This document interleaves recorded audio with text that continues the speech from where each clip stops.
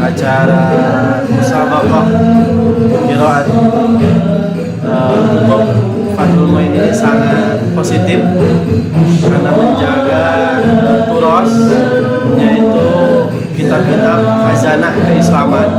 Apalagi yang dilombakan adalah kitab Fathul Muin yang relatif dianggap kitab sulit, bahkan sebagian para kiai di ma'had-ma'had, di pesantren, seorang ustaz itu layak disebut kiai apabila sudah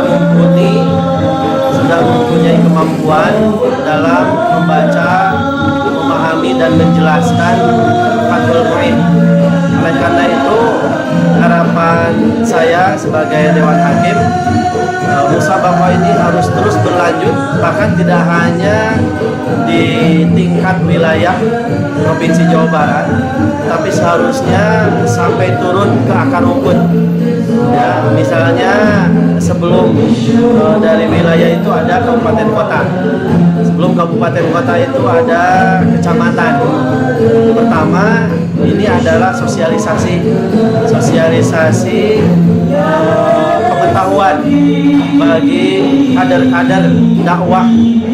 Mereka tidak hanya mampu berdakwah, tetapi mereka juga memiliki kompetensi tekstual dan kontekstual, bahkan khazanah keislaman yang memang bisa dipertanggungjawabkan. Artinya berkualitas.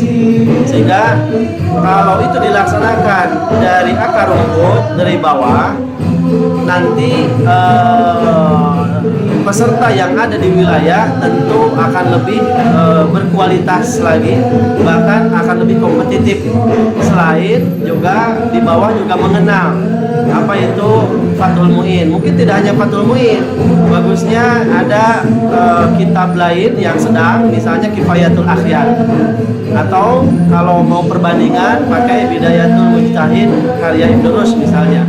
Itu sebagai perbandingan ke depan, karena ini adalah kitab yang digunakan oleh pesantren salafi yang memang kalau di pesantren modern itu jarang digunakan, sehingga diyakini bahwa musabaqah qiraatul kutub khususnya Fathul Muin ini sangat direspon positif oleh kalangan pesantren.